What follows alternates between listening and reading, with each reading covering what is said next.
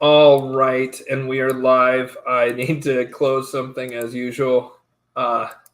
Waiting to the last second to get certain things ready. So I'm just going to wait just a second for folks to show up, and I'm going to real quick pull up this live stream's description because I actually need to look at it again just to make sure I hit all the topics I said I would. So I got to turn off the sound on this, and then, okay. All right, so let's see how many folks we got in here. We got 7 folks. If everyone wants a shout out, go ahead and say something in the chat. Appropriate topics to follow up this afternoon's Walter Bosley Zombie Voodoo live stream. I did not see that. Huge Walter Bosley fan, so that's awesome. Havard Ramberger says, Leroy Jenkins, a classic. Mid 2000s, 2010s probably. World of Warcraft hilarious video. Some folks saying hi to each other. Hey, what's up, Brent? Good to see you, brother. Brent was in one of my voodoo classes. I told some Bosley's peeps to come here. Right on. Hey, Oregon music fan. Good to see you. Yeah, I've had Walter on the show a couple of times. I actually, he's come up a lot, which must with various people recently, and so he must be someone that I should have back on the show. So I'm just going to real quick put up Q&A in the second half.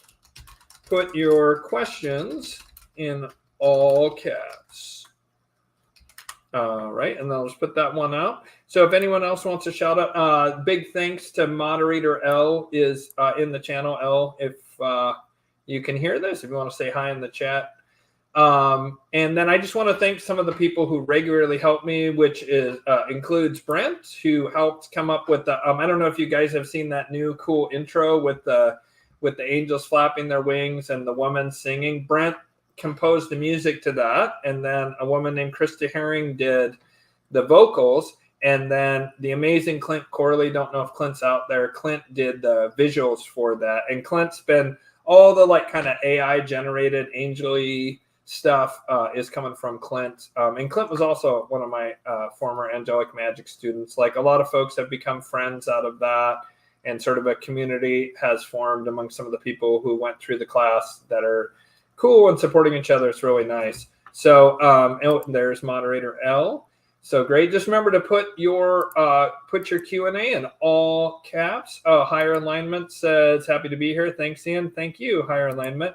Yeah, so all right, some of the things that I want to talk about tonight, I'm just going to cap them here or recap them, whatever. And that is that, so I want to talk about some upcoming episodes. I'm going to talk about Angelic Magick. I'm going to talk about 2020 as an initiatory rite to create easily brainwashable citizens, the dangers of cult-like personalities, and then, of course, the ongoing shadow war between the Luciferians and the Malachians. So those are the subjects that I'm going to hit today, and I'm going to go ahead and open up with talking about upcoming episodes. So I had Michael LaFlamme on a recent episode, which became a little unfortunately like combative in the comments. I felt like I needed to stand up for myself. Some people were accusing me of criminal behavior, specifically libel, which was not true. And so I just had to address some of that stuff. But I just decided I'm no longer going to bring up that channel or individual as specifically as I did. I had brought up an individual in that episode with Michael LaFlamme, and I didn't say who it was because I didn't want to get into a flame war. Unfortunately, some people who watch this show who also watch that person identified the person, and it was so common in the comments that there was kind of no hiding it anymore. So I decided to address it directly, and then someone linked to the episode, and then it got pretty out of hand. And I'm not into spending a lot of time tearing other people down. I got a little too jokey and friendly with Michael about it, and we kind of went after that person hard enough that a response was to be expected. So we're just not going to bring up that individual on this channel anymore, because that is not the point of this channel, to tear other people down, even if they perhaps exhibit some behaviors I vehemently disagree with, or have done things in the past I vehemently disagree with. So moving on from that, Michael LaFlamme was an awesome guest, because the vast majority of that conversation was about how difficult it is to discern what is accurate in terms of what has been handed down to us in history. And then also this phenomenon that's very common the past few years, especially since 2020, which is why I'm going to talk about that, of individuals to believe that since such a huge amount of history has been falsified, especially in terms of who the good guys and who the bad guys are, there's a temptation to throw it out whole cloth rather than try and work through things in a nuanced way to understand that more than likely in the Kali Yuga, there wasn't really a good guy. Was there like a lower Malachian consciousness versus a slightly higher Luciferian consciousness? Yeah, that's usually what you're looking at with most historical events. And so because of that, what was I going to say? Because there's this nature of historical events to be complicated like that, and then on top of that, you throw in the victor's right history, you get this situation to where it's super difficult to discern what's going on in history. And what you always have to do is just consider the potential biases of the person and realize that you're reading an approximation based on one person's belief, possibly based on first-person accounts. Sometimes second-hand accounts end up in like mainstream history. There'll be a person who does a retrospective about another person's account of first-hand events or first-hand documents. You can be 3 and 4 times removed quite often in history. For example, you could argue that Michael Laflamme's book, which we're going to talk about in the next episode about Atlantis, fits the mold of what I just said. It's like a second, third, fourth-hand account. Like, we don't have first-hand accounts of what happened in Atlantis. At best, we have and this is super best case scenario, we have fresh documents that were dropped into some Egyptian mystery school, right, and recorded on metal discs, supposedly, that then the priest claimed to translate to give to Solon, so now you're 2 steps removed. Solon then repeats it to Plato, and then we get that source from Plato. So best case scenario, if you believe the priesthood who claimed that Atlantis sank beneath the waves 9,600 years before the time of Solon, right, you're still dealing with a fourth-hand source, right? So whenever you're dealing with history, you've got to understand that all we're going to get is a vague approximation. But there's this recent movement to just completely throw out all of human history. Like the Roman Empire and the Egyptian Empire are in no way what we've been told. Well, that might be in the sense that whether they were forces of good or evil or how they were and, what we think about their culture is for sure just basically an educated guess. What's indisputable, though, is that the Roman Empire existed. If you want to say they're good guys, they're bad guys, they advanced humanity, they held us back, all that's, what were their culture, what was their culture like, right? All of that is an educated guess at best.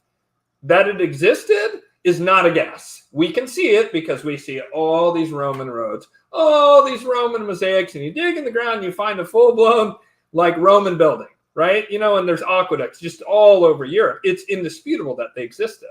So this idea that because we were lied to about a lot of things, therefore the Roman Empire didn't exist and it's just completely fake and fabricated, well, that's insane, in my opinion. In my opinion, that's not just throwing out the baby with the bathwater. That's throwing out your house and burning down the village and then nuking the site from orbit levels of throwing out the baby with the bathwater. You know what I mean?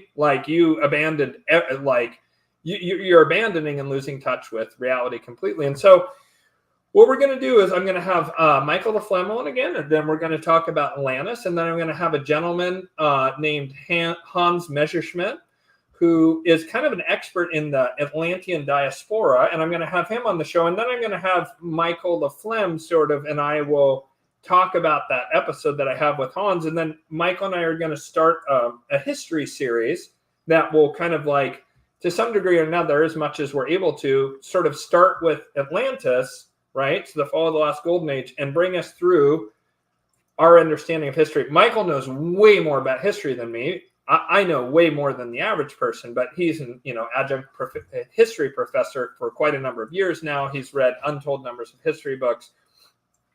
I consider him to be at an expert level of knowledge for history. Yes, there's people who know more than him, but he's an expert. And so I think between the two of us, he'll be able to fill out a lot of the sort of front side history and his perspective on that, by which I mean physical events. And what I'm going to try and do is fill in what I know of esoteric and occulted history that have to do with magic and occultism and the esoteric. And I think those two are going to go together like chocolate and peanut butter. And I'm really excited about that.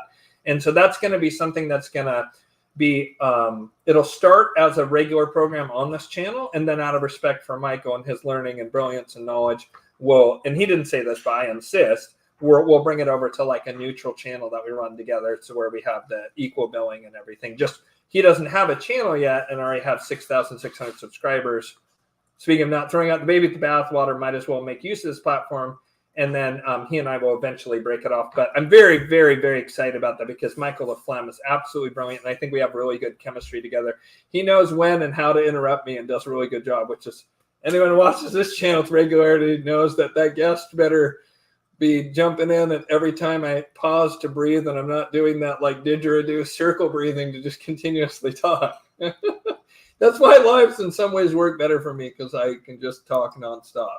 Okay, so Angelic Magick. So, one of the big things I talk about on this channel is the transformation that I've experienced personally in my Angelic Magick journey. And I'm actually going to put more videos up on this about this publicly.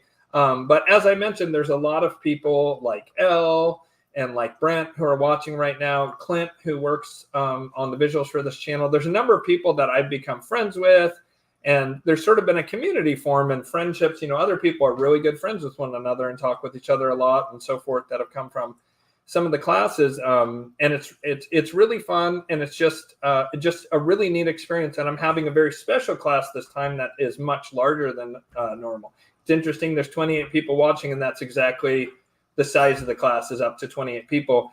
And so, it's going to be really exciting. And what it does is I teach you about ethics first and foremost, and careful use of Angelic Magick.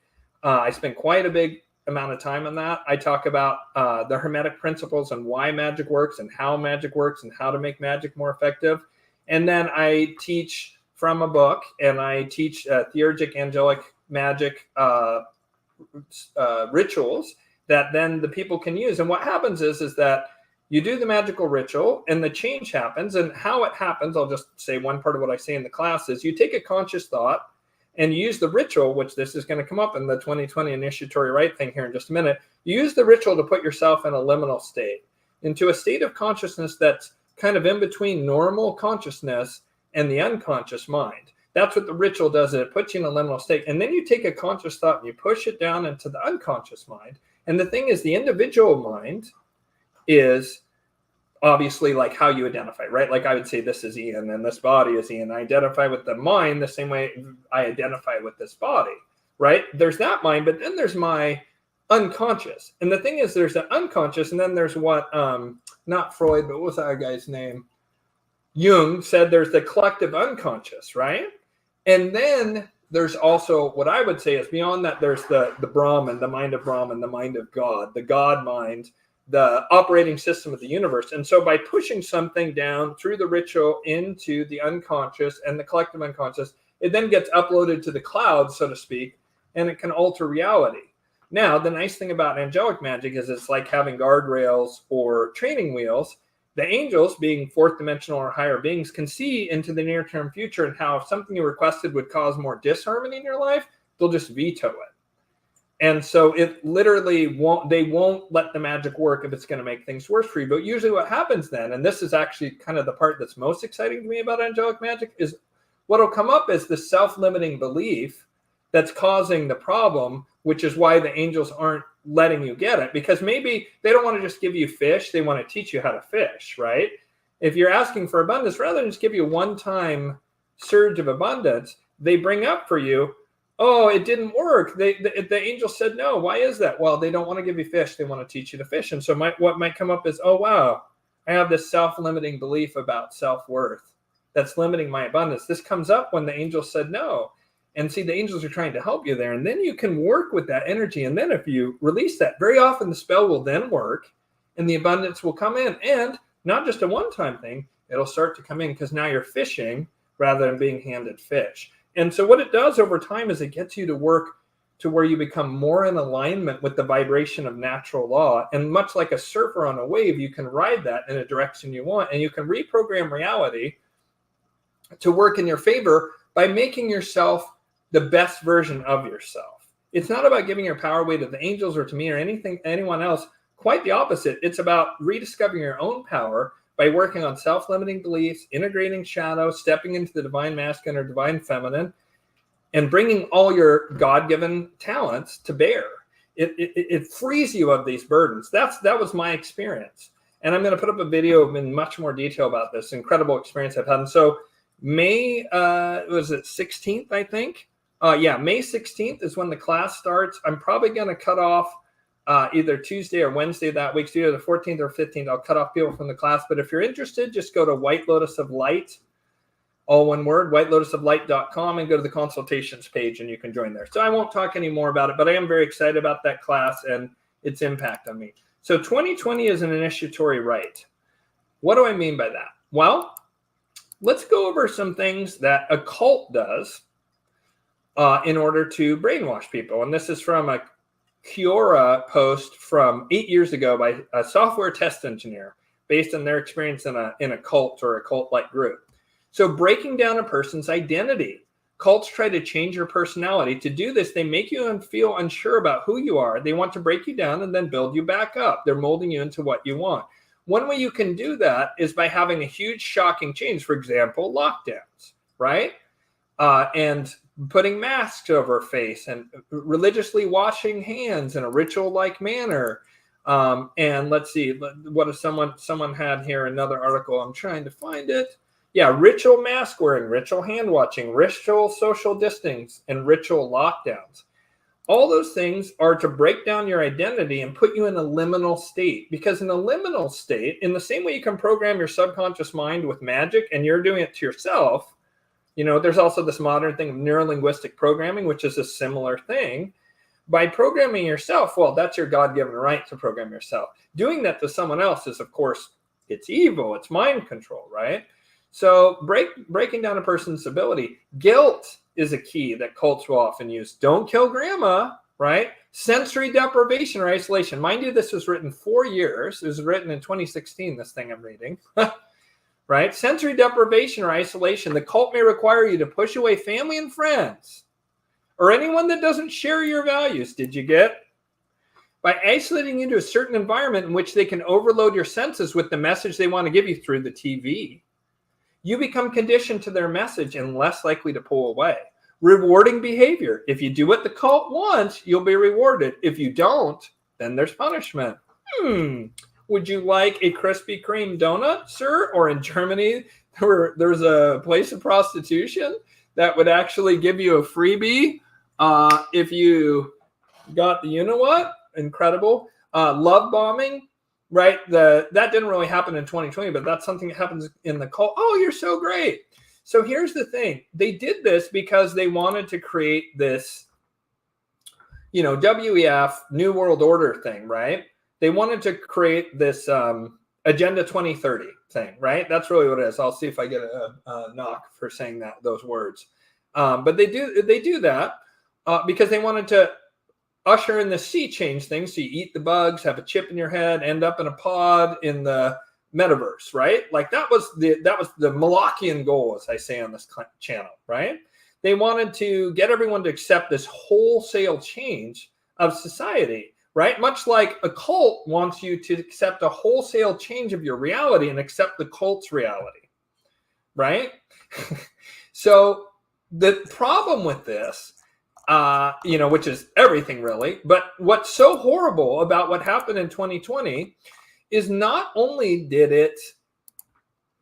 were they trying to usher that in, but a funny thing happened around that time that I noticed is that people who understand mind control and brainwashing, right, who don't want you to question them, and that's why I always say on this channel, do question me. Do question what I say, question what everyone says, and feel what resonates with you, right? I talk about stuff on this channel. I try to always be distinct when I'm talking about facts or gnosis or what's my opinion, right? Sometimes I'm sloppy about that. I'm human, right? But I always try and talk about that, and I try and say, look, You don't have to believe me. You shouldn't just take what I say at face value. Absolutely not. You should see if it resonates with you. Does it fit? Does it fit your lived experience? Is it useful, right?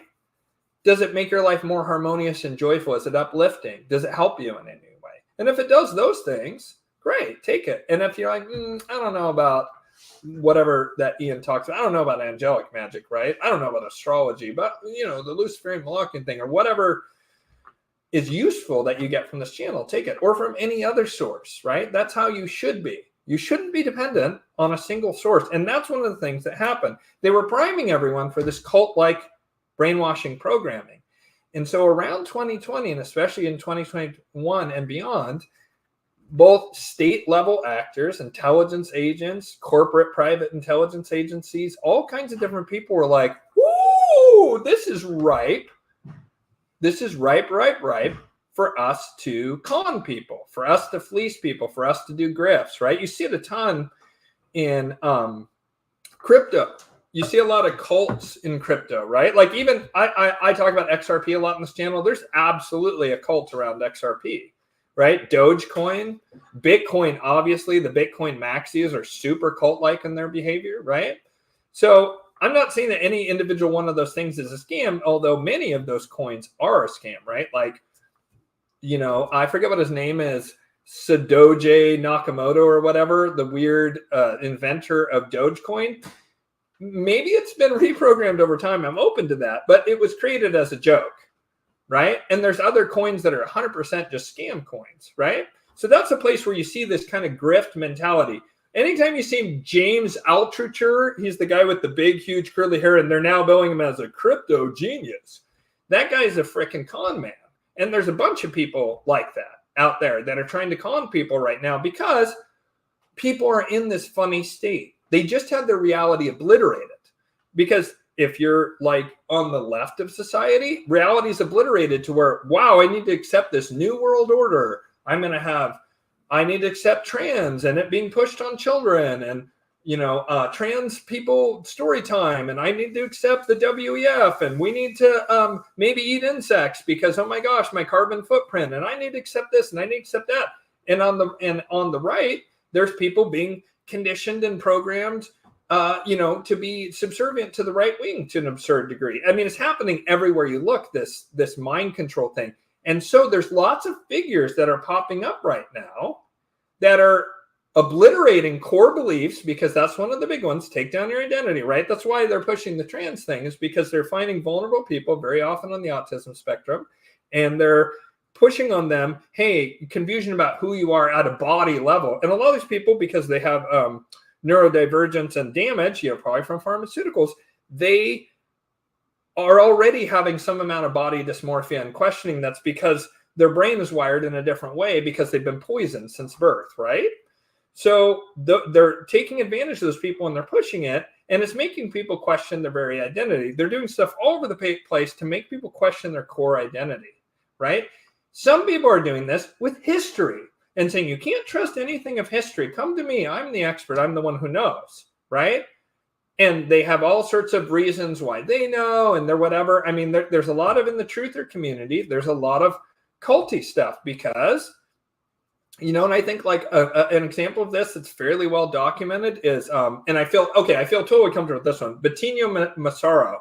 He created a cult, right? And so that's in the like kind of new age part of it. And a lot of those new age people, they had like a religious upbringing that was very damaging.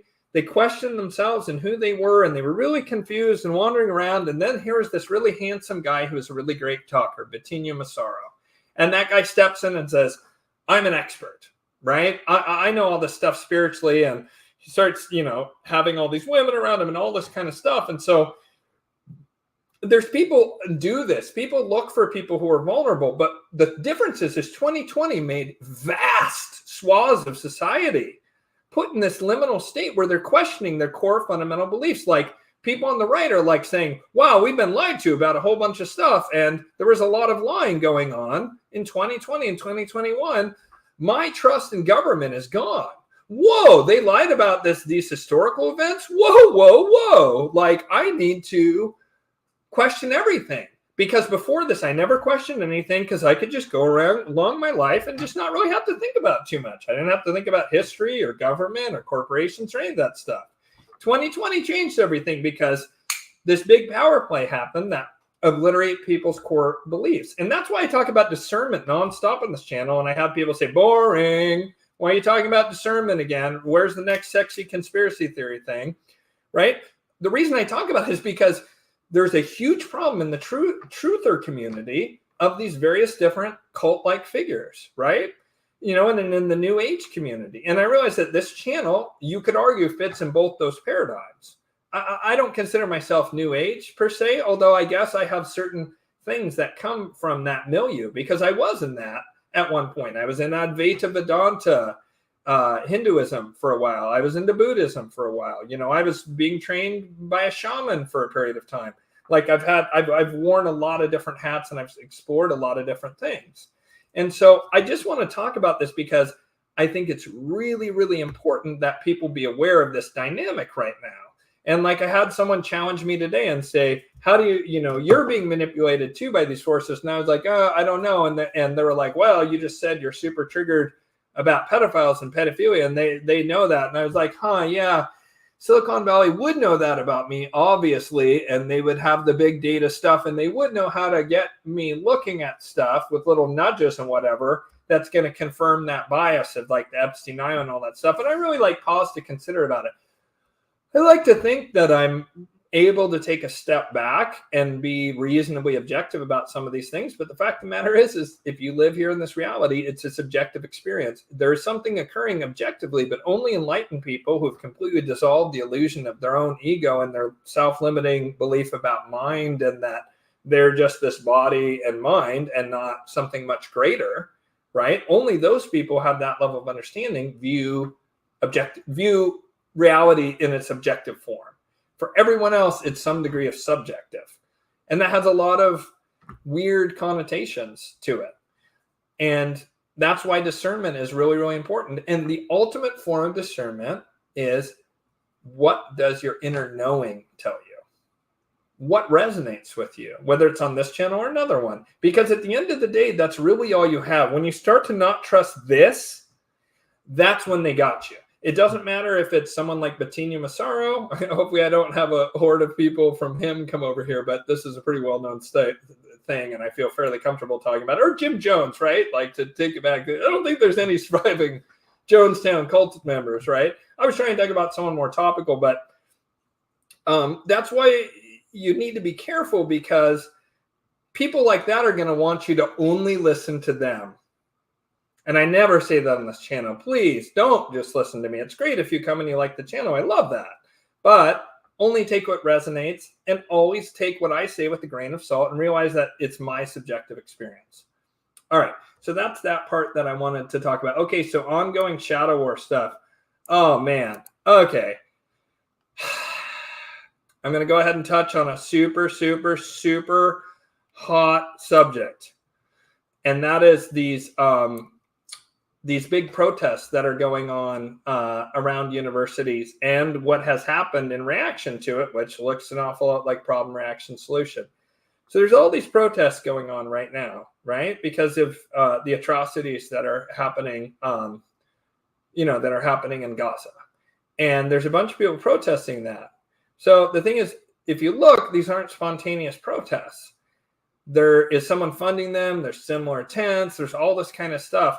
But there's a far more disturbing pattern. In addition to it, appears it's funded by Soros, just like the weaponized immigration. It seems like Soros is behind this, because that's kind of the WF point man for destabilization. I recently realized I'm going to start calling Soros the high priest of Belial, the Brotherhood of Belial, because he is. I mean, not only does he look like and emanate that, he's like this chaos force, and he always unleashes these forces of chaos. It's going to come back around and bite people, like it's like I said in the beginning of the year angelic prophecy. But these forces are being unleashed intentionally to sow chaos. So he's funding these protests in favor of Palestinian. But there's something very interesting happened. They'll say this. They'll go, this is terrible what's happening in Gaza. And everyone's like, yeah, absolutely. Just a second. By the way, I'm now a Polar boy rather than a LaCroix because something terrible happened to my coconut LaCroix. They taste awful now. It tastes disgusting, like a rotten Dr. Pepper or something. And it happened in multiple cases. And I was like, ew, I'm done with that. And I like this actually better. Anyways, so there's this funding that's clearly from Soros. And they'll say, oh, Palestine, what's happening there is awful. We got to show solidarity. And everyone's like, yeah. And then they go, you got to understand that what's going on there is just exactly like the police here in the U.S. And everyone goes, yeah. And then they go, and by the way, police comes from slavery. This is what this guy said. Police are 100% related to slavery. And he's trying to equate slave catchers with police. And there was some crossover between that in certain areas. But to say there was no policing that occurred before chattel slavery in the United States is utterly false. Saying there's an overlay between those two, sure. So, but he goes, yeah, cops are slave. We got to get rid of the cops. That's a Soros plank that they want to get rid of the cops in the poorer neighborhoods to create more chaos so that you can have order out chaos, right? So then they go, and what do the cops do? And everyone's like, tell us, brother. And he's like, the cops are there to protect and serve. Who do they protect, or who do they serve? The wealthy. Who do they protect? The property and interests of the wealthy, because it's the capitalist system. And what's happening in Palestine is because of the capitalist system. And that's why we have to have solidarity and destroy capitalism, tear it down, and replace it with socialism. Whoa, bro, you went through quite a few jumps there to go from something I'm super sympathetic to, making sure the carnage ends and that there's a peaceful solution in Gaza, and calling for a socialist uprising in the United States. That's like, whoa, that's really different. And so all of a sudden, I don't know what to make of this, but a bunch of frats started coming out and like driving them off, which just as a Gen Xer 80s kid, I'm like, are the frat boys the good guys now? That's a level of cognitive dissonance I don't think I can take. Literally every movie when I was a kid, the frat boys were the bad guys. So I'm like, wait, the frat boys are driving off the communist agitators? Like, what the hell? Like, that might be like literally the hardest thing from my mind to grok of everything that's happened in the past 4 years or 8 years. Anyways, so what's the reaction to what's happening on the campuses? You have the anti-Semitism awareness bill, and this bill is insane. This bill is just absolutely insane. And it was passed by the House, coming through the Republicans, who claim to be the party who is about free speech, right? So in this bill, it says stuff like you can't do anything that defames Jewish people, and that the defamation of Jewish people that they equate with anti-Semitism is from a, quote, working definition from some Holocaust Awareness Alliance that's operating out of Sweden or Switzerland or something. Of like, it didn't make any sense at all. I was watching a Jimmy Dore thing about this earlier. I was just like, what? So why does that matter? It means they can change the definition on the fly to make whatever kind of speech they want that they claim is, and they even have included in there, it doesn't have to be against Jewish people. So it's like, they're leaving the door open to say, even if it has nothing to do with Israel or Jews, but you pay the right people enough money, we'll change that definition so your group or property or whatever, because that's the other thing is you can't criticize property owned by Jewish people or do anything to damage their property, right? That's that boycott, divestment, sanctions thing. So it's just way over the top. But one of the results of this bill would be that the section of the Bible, and I would offer that we don't know what happened. We don't actually know. There's no historical, like, firsthand account of what happened with Jesus, Yeshua, and the crucifixion. There just isn't. In fact, there's a rather bizarre gap in history around that time. There's some amount of text that show that there was this figure at that time, but they're secondhand sources, and they're like from like 100 AD and whatever. During that period of time, there's not a good record. We do know things like the Pharisees would brutally repress anyone within the Jewish community who questioned them about anything, right? And King Herod, we know, was like a horrific nightmare king. We know that the Romans would brutally oppress anyone and that the Romans like to do crucifixion. So the nitty gritty of, did the Roman Empire, did as it says in the Bible, Pontius Pilate wash his hands of it and say, well, you can have this guy Yeshua, Pharisees, but that's for you to deal with. And then the Pharisees crucified him. I mean, that's what it says in the Bible. Whether you believe that or not is a matter of, whatever your personal belief. But this bill says that if you were to say what it says in almost any Bible translation, which might be after the fact Roman propaganda, I'm super open and sympathetic to that. That is a possibility, but we don't know. If you were to repeat what it says in the Bible, technically, you would be in violation of this bill, which is nutty. I mean, it's beyond nutty. They literally use that exact example in the text of this bill. That if you were to say that the Jews crucified Christ, that's what it says in the Bible. I'm not saying that's true. I want to be clear about that. But that is what it says in the Bible. It says that Pontius Pilate and the Romans were like wanting to appease the Pharisees, and the Pharisees were really banging and pounding the table about, we want to take this guy out. He's turning over the money changers' temple, tables in the temple. We got to take this guy out. He's a big threat to our power. And the Romans go, okay, right? That's how the Bible says it, right? Which could easily be Roman propaganda, because who formalized Christianity? Constantine, Roman emperor. But we don't know. We don't actually know. For all we know, it was worse than that, right? It was like more slanted. It was like the Romans had nothing to do with it. And the Pharisees just grabbed them all by themselves. That could happen. I don't know. It could be that the Pharisees had nothing to do with anything, and the Romans got him because they were concerned that he was a disruptive political figure. But we don't freaking know. But what we do know is that there's a religion that states a very specific thing, right? And that would become illegal in order to protect this other group, supposedly. And that's just wild. So taking a step back now, right? And like, let's not look at it from the lens of who's the good guys, who's the bad guys here, right? Because that's super fraught. But instead, look at it through the framework of the Luciferian Malachian. I've been saying for a while that, and I don't know what to make of it, but it sure looks like the Malachian group is about to pivot from Israel towards Turkey, right? The International Criminal Court, which is totally Malachian EU run, is trying to arrest Bibi for war crimes, right? I'm not saying whether you agree or not. I'm just saying, just consider this. Peter Zehan says the building of that dock to give Palestinian supplies, which will require American boots on the ground, will complicate the Israeli effort. And Erdogan in Turkey just severed all economic ties to Israel. If you believe Peter Zehan's thesis that they're pivoting over to Turkey, which makes a lot of sense from a geostrategic point of view, and it is true that American foreign policy has both been helped and hindered by the special relationship with Israel, I think it's a foolish mistake to think that Erdogan, maybe after he dies, and supposedly he's not doing well, maybe after Erdogan dies, Turkey would be more pliable. You do a CIA coup in there or whatever. I question this wisdom of that somehow they're going to be more reasonable and less causing the U.S. foreign policymakers difficulties. I think they're dead wrong about that. But I understand it because Turkey controls the Bosphorus Strait and therefore the Black Sea and therefore the Crimean naval base that Russia has that's critical for them, that the U.S. could, using a proxy Turkey, could then pinch the Bosphorus Strait, isolate Russia, right?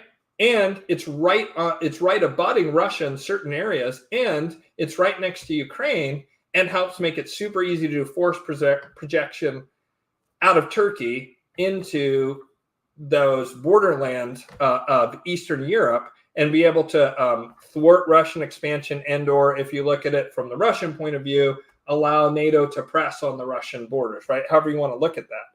But it looks like the group that I identify as the Malachians wants to pivot away. Another data point is right before October 7th happened, there was those huge protests in Israel that sure looked to me like the CIA fomenting a coup against Netanyahu, who is doing something I don't really understand in the Israeli Supreme Court, that they wanted to overthrow him. And Yuval Noah Harari, who's about as Malachian as they come, was out in the streets leading some of the protests against Netanyahu.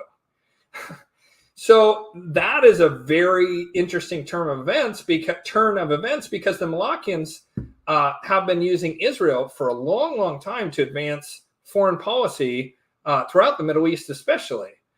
And the Arabic Peninsula, and even down into getting a foothold in North Africa out of it, using it as a some people call it a landlocked aircraft carrier for the United States. That's the way some people describe Israel geopolitically.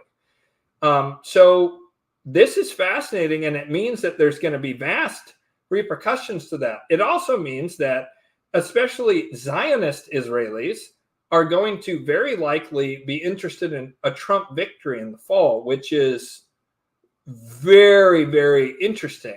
And then the dynamics get really weird, right? Because, like, who's the good guys here? Where do the lines lie? It seems to me that as a general rule, nationalists of any ethnicity or group seem to be more Luciferian, and globalists, especially atheist globalists, right? Like communists, which have there's the thing where Winston Churchill said, there's a great fight for the soul of the Jewish people between the atheist communists and the Bolsheviks and the Zionists. And he was of the opinion that that Israel needed to be supported for that reason.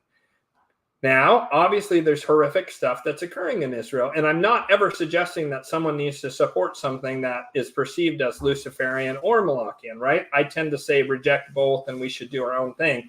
But I think it's important to be aware of these power dynamics. But this is where the real rubber is hitting the road. And it really looks to me like even that bill that was passed because of the Republicans voting, the Republicans voted for that bill more than the Democrats did, which is interesting. Because of that bill, I believe that bill is going to create a massive, perhaps even dangerous anti-Jewish backlash, because I don't see how it can't do that. It's just too extreme. It's just too extreme. And so what does this mean? And I've been saying for a long time on this channel that I'm very concerned, and this doesn't mean that I'm justifying what's happening in Gaza. I absolutely am not. I think it's horrific and abominable. But I am concerned that there could be a reactionary anti-Jewish push because I see it all over the place on the margins of society. And it's just something to be aware of, that could be, one of the outlets for people to ground out their rage as part of the Luciferian takeover from the Malachians, because of that phenomenon of that very slim, thin layer of people who claim to be Jewish who are actually like Malachian, Sabbatian, Frankists, right? Who aren't, that's nothing to do with the Torah. It's not Judaism, right? That group of people that hides within the group of Jewish people has been used by the Babylonian sorcerer, Venetian black nobility for like 500 plus years. And so that group has been scapegoated throughout that time. And so both the Malachian group is like, well, it's about that time to put our sacrificial goats back out there again. And the Luciferians are like, we're going to take advantage of knocking out your administrative layer, and then we can come for you directly, right? The Luciferians are doing everything they can to destabilize Malachian power structures. And they've tricked the Malachians into thinking that they can have total control forever and ever and ever, amen, by blowing up their own structures to replace it supposedly with a new, more horrific Malachian structure, right? The Klaus Schwab, Bill Gates thing. Meanwhile, the Luciferians want to take out that Malachian structure and put in their version of the New World Order, which will have tons of surveillance, tons of big data, nudging. It'll just be a very soft, not totalitarianism, but a very soft, hyper-competitive, super rigged game. Like, if you think things are rigged now, imagine when big corporations have all the data from constant surveillance, right? Like, sure, you have free will and you can buy what you want, but the big boys are going to have access to big data, all this kind of stuff. They're going to have this gigantic competitive advantage, which they can justify as, oh, but it's still free will. I mean, it's not full-blown slavery, right? But it'll be this technocratic, like total surveillance state, probably interplanetary, right? And I think that you'll eventually see something much like the science fiction The Expanse, where, in that some people colonize Mars, and then they colonize the asteroid belt and some of the moons around Saturn and so forth. One of the moons around either Saturn or Jupiter is like the big garden moon, and they have tons of greenhouses and grow food. And so humanity has expanded out to the moons of the outer planets. Then they find aliens and blah, blah, blah. And it's actually really cool, and it's well worth watching. But the part that intrigued me was how there was these different political factions that were based around Earth, Mars, and then they called them Belters. And that was kind of people who didn't live on either Earth or Mars, And they were sort of like a third party that was kind of neutral and cynical of both because they were very exploited. They also were different physiologically because they had grown up in zero G. The Martians would do stuff to train so they could train Earth's gravity, because otherwise when they come to Earth, Mars having a much less gravity, they get all sick and so forth. So being on Earth gave you a huge physiological advantage compared to the other two groups. And just, I thought it was fascinating how things splintered. And I mean, that's just it. The nice thing about the Luciferians is they do tolerate other viewpoints. They try and subvert them and corrupt them, but they tolerate them. And I just think it's important to keep in mind when I talk about the shadow war that, yes, I'm definitely sympathetic to the whole Luciferians getting rid of all the pedophiles. I'm going to give them a hearty golf clap at a minimum, if not a frickin' salute when they do that part of their job. But I'm going to reject what will come after, which is going to be massive, unprecedented social engineering, nudging, big data. Basically, I think you can see a revelation of the method of the future they envision in Cyberpunk 2077, the video game. And in that, like, there's huge discrepancies between the different classes. There's transhumanism, but not everyone, almost everyone is, but not everyone is transhuman, but almost everyone is, because it gives you such a huge advantage, right? To have like faster processing, faster reflexes, armor plates or whatever, right? It gives you a huge advantage. Almost everyone's cybered up, but you don't have to. It doesn't, like, the game doesn't make it sound like you're obligated to do it. And there's just absolutely ruthless capitalism and violence and kind of like what we have now, but not like the total slavery, brain chip, dystopian, Klaus Schwab, eats the bugs, yeah. None of that. But some people might end up eating bugs because that's all they can afford or whatever. So it is a progression, but it's still problematic. I just want to say that because in particular, when I'm overlaying the Luciferian Malachian consciousness with political things, I think it's important to remember, I'm not saying that Republicans or Democrats are the good guys and the bad guys. I will say that one party currently gravitates much more towards Malachianism. In the 20 years ago, I would have said the Republicans gravitated towards globalist Malachianism via the jingoistic adventures in the Middle East, right? Wars in Iraq and Afghanistan, right? So in that point in time, the Malachians were operating through, because it worked with their mindset, they were operating through the Republican Party. Now they're operating primarily through the Democratic Party. But of course, you have Mitch McConnell and all these other people like that. And what's his name there in Utah? I can't think of his name. You have all the, there's tons of people on the Republican side that are in that. And so I think you've got to take the Luciferian Malachian thing and kind of take a step back. First, take a step back from partisanship and look at the Luciferian Malachian thing, but then don't get married to it. And also don't think that I'm automatically endorsing the Luciferian side just because they're the lesser evil. Yeah, I am looking forward to getting rid of the Malachians. I cannot wait. Because then that will allow those of us who are vibrating more at that most high frequency to just be able to live. For the first time in 6,000 something years, we'll be able to live, right? I mean, that doesn't mean it'll be easy, but we won't be wiped out and enslaved the way anytime the Malachian consciousness came across the last vestiges of most high consciousness, they wiped it out, like the Arawak Indians on the island of Hispaniola. That Columbus came up and they were all naked and happy. And they were like, this is the happiest people we ever saw. And then we stabbed some of them when they were like, wow, swords are horrifying. And we enslaved them immediately, right? That's just the natural Malachian energy. When it runs into the innocence of most high energy, it wants to corrupt it and destroy it right away. Hence the whole pedo thing, right?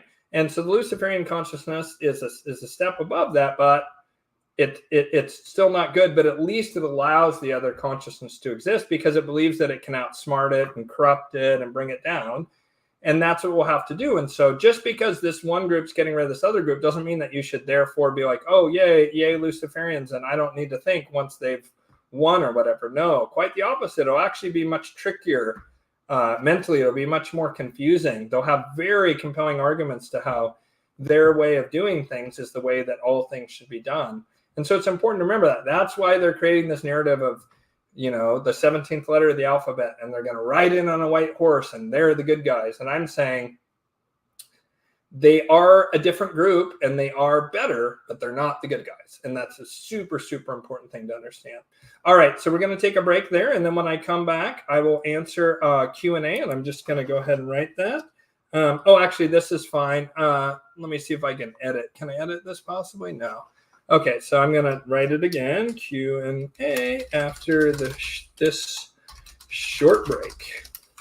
I'll put that up, and then I will be right back. Go take a pee break, get a drink, have a smoke, and come on back. I'll see you on the flip side. All right.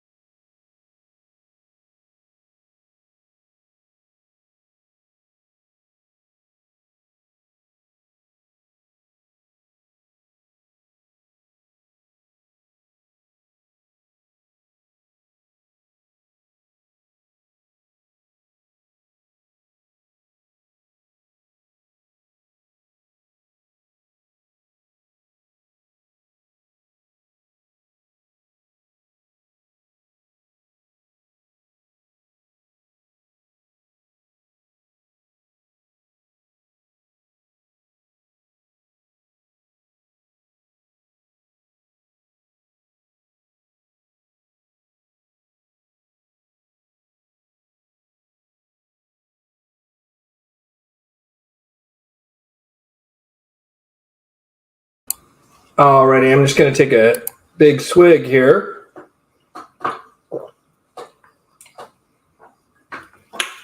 I really like this orange vanilla polar. Delicious. It tastes like a creamsicle, or like orange cream soda, but like an orange creamsicle is what it reminds me of. All right, let's go. And I'm sure people had a great conversation, so I'm just doing okay, so I think this is the first one. And L, if you're listening, hopefully this is the first one. So how deep back in time goes human history? Was Atlantis the golden age relative to our timeline? How many cycles have mankind partaken in terms of? That's a great question. So here's what I can answer definitively. We have the Moroccan jawbone, which is a jawbone that they found in Morocco that they've dated to. If you believe in carbon dating, that's another thing people have been attacking. This practice for a long time. Carbon dating has some flaws, but some people, again, want to throw the baby out with the bathwater. According to the carbon dating of that jaw was 300,000 years old. So when I was a kid, I'm 48. So when I was a kid, it was believed that humanity was 50 to 80,000 years old, something like that in the 80s, if I remember correctly. My father went to anthropology. He was getting his master's in anthropology in the 70s, so it could have been that it was outdated 70s information, but I don't think so because he was regularly reading stuff. So I believe, if I remember correctly, that humanity was believed to be modern Homo sapiens sapiens about 80,000 years old. Then they found another thing that pushed it back in East Africa to like 150,000 years ago. And then they found this Moroccan jawbone, and it basically doubled. So in my lifetime, the age of humanity having the same cranial capacity or higher. According to Biba Dev Mizra, we had a much higher cranial capacity like 20,000 years ago than we do now.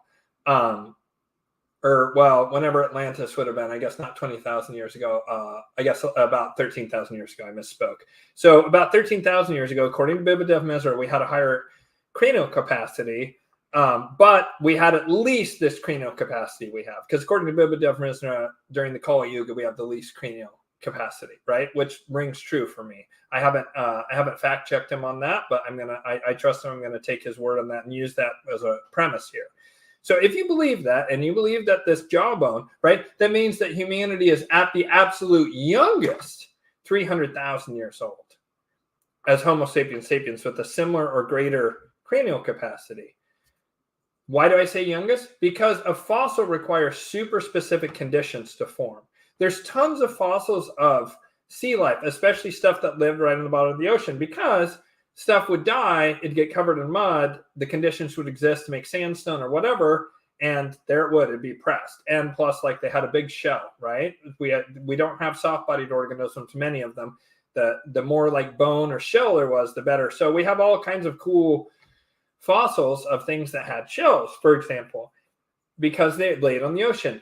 Dinosaur fossils are actually extremely rare. And the reason for that is the dinosaur had to die and basically fall into mud or into a tar pit or into some kind of very rare circumstance. And usually, being an animal not wanting to die, it would be able to get out of it. Now, take that and add, what do humans do? We're social animals. We're incredibly smart. We know how to save other people. So we could throw a rope out there and save them and pull the person back. So the odds of there being a human fossil, I have to imagine, are vastly lower than for regular animals, because it implies almost certainly that an individual was maybe covered in like a Mount Vesuvius type situation or a giant mudslide that came down off a hill, right? That could maybe have a cache of fossils. But generally, the way that a lot of the animal fossils we have, where they just fell in some mud at one point, right? We also have the other kinds too, but where they fell in the mud is where we get a lot of those.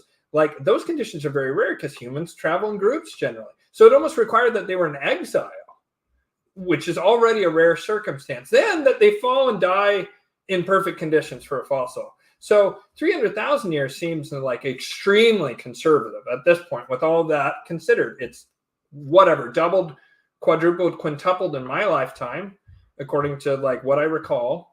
And I guess it'd be like tripled or quadrupled. And so things just keep getting older, as Graham Hancock says. And plus, the conditions for a human to be fossilized have to be extraordinarily rare compared to any kind of animal, if you take the premise that we're the smartest thing on earth, right? The smartest thing we've ever seen.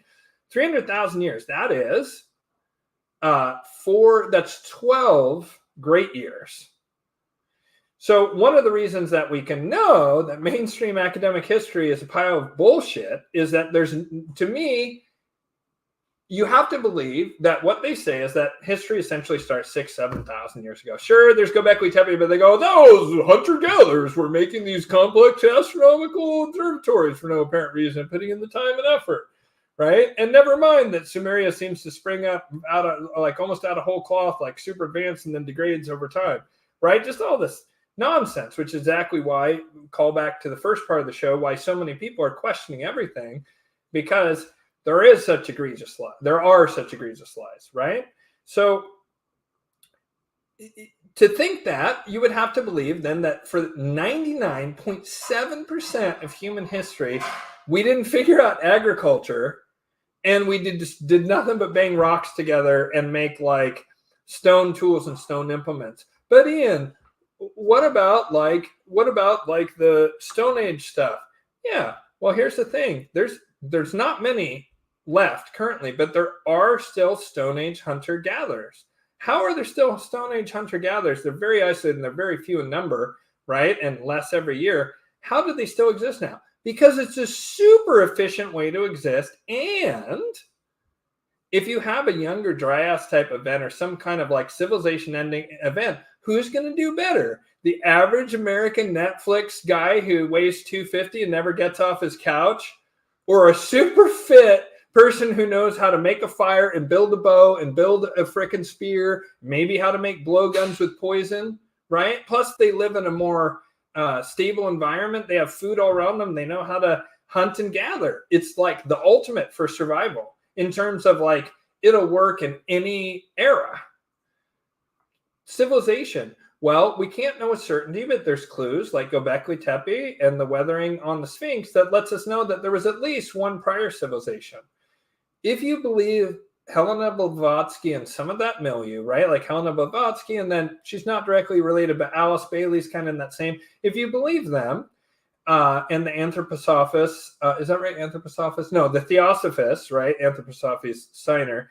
Then there's been at least 4, something like that, prior times around the Great Year that we have some kind of memory of, right? So the ones that resonate for me, and people can disagree on this, are that the prior golden age before us is Atlantis. 26,000-ish years before that was Lemuria. 26,000-ish years before that was Mu. I guess Mu and Lemuria are the same thing. So 26,000 years before that was, I think it's Hyperborea. And then 26,000-ish years before that was Polaris. And that's as far back as there's any kind of real record on. And so that would be 5 complete circles around the Great Year. And there's a decent chance it goes back to that. You could sell me on it took us a long time to figure out civilization. Not 300,000 years, but you could sell me on that maybe we didn't get civilization going for like 20,000 years or something like that with our current capacity. I mean, that's still a little hard to believe, but maybe, right? But like saying hundreds of thousands of years we didn't have civilization gets much harder for me. My guess is that consider what limited information we have about Atlantis. Almost nothing. Lemuria is somewhat conjecture, except for a lot of like very famous clairvoyants and channelers claim that there was this civilization. Some say it existed at the same time as Atlantis, but was in the Pacific Ocean and was kind of the feminine balance to the masculine Atlantis. Some say that while that's true, and this is my belief, that Lemuria was a prior female vibration, divine feminine more civilization, and then Golden Age Atlantis was more of a divine masculine civilization. That I can believe, or that not I can believe, but that feels right to me. But we have so little information, and Lemuria was the next most recent, and we have Hyperborean and Polaris. There's just almost nothing. And some people also throw Mu in there, right? Bibudev Mizra has me convinced that the Empire of Rama was actually at the cusp between the Silver Age and the Bronze Age, on the descending Treta to descending Dwapara Yuga. And he has a reason for anchoring at the time that has satisfied me. So we could easily have had them. Let's say it's just 300,000 years. That happened to be one of the very first humans found in the mud, right? So you buy that 300,000 year model. Yeah, I mean, like the fact that we have even like a name or anything, or even a whisper of a hint of a myth of something that happened 5 full cycles ago is wild. And it makes sense to me that the other stuff is just too far removed. We hardly have anything about Atlantis, and it was much more recent. So it's not, I mean, yes, if you believe in parallel universes, which feels true to me to some degree, yes, Atlantis was the prior golden age relative to our collective timeline. Although it's possible, if you believe the like Mandela effect or people popping in from other timelines kind of theory, then perhaps for someone that wouldn't be true. But I would say the dominant thing in our timeline seems to be that Atlantis was the golden age civilization. So, and then I think I answered as best I could how many cycles have mankind partaken in terms of golden ages before Atlantis. Okay. And then I think maybe he even goes on. Is this what biblical places and names like Eden comes from prehistorically existing before Atlantis, as other golden age civilizations have advanced and illuminate humans?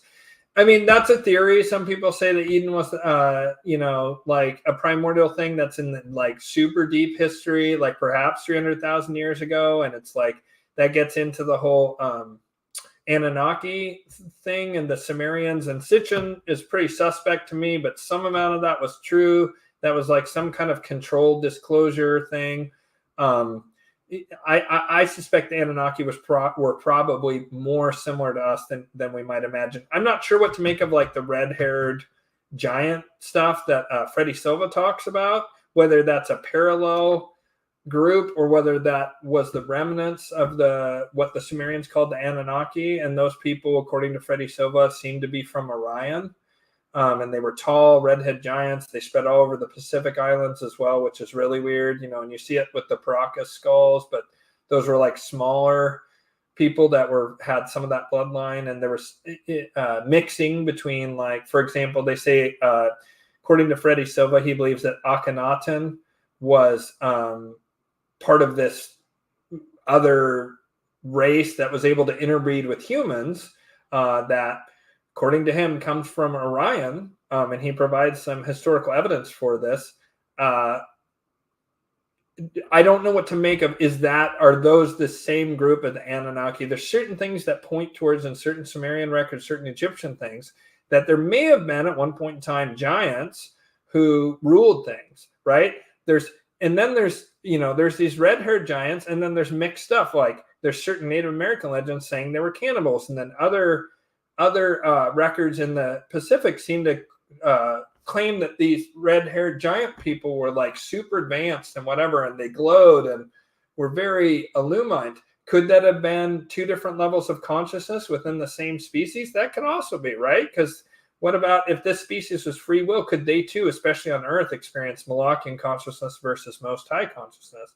And how might you experience those two things? Well, cannibals and like glowing gods like the Tuatha De Danann in Ireland, who supposedly physically glowed. They're not described as being super tall. And so, yeah, I mean, it depends on whether you buy that premise of, I think there's definitely something to this giants thing. I just don't feel confident in it enough to like put it in there. So moving the giants and Anunnaki aside, it could be that Eden is a super primordial memory of us coming out of just the garden. There's certain things that seem to point towards this kind of Zechariah Sitchin model, because the story of the Garden of Eden really comes from earlier Sumerian stories. And those ones have a whole lot of additional context that makes the story of the Garden of Eden make a lot more sense from a modern lens, right? Which then that's suspect a little bit, because there's certain things where it seems Sitchin took a lot of liberties with it. And so I'm not sure what to make of it as far as Eden, where Eden fits in. But I do feel pretty confident that there was Atlantis and Lemuria before that as the prior golden age. That's what resonates as true for me. There may have been remnants of Lemuria still during the time of the Atlanteans. I don't know. You could argue that certain things are remnants of Atlantis now. For example, perhaps certain both evil and light-aligned magician groups seem to be passed down from Atlantis to some degree. Oh, okay. Howard, this might have to be the last one before I move on to someone else, because these are a lot of questions in a row from you. No offense, but I just want to give other people airtime too. The Lucys have an Antichrist, but do them always have a version 2? Yes.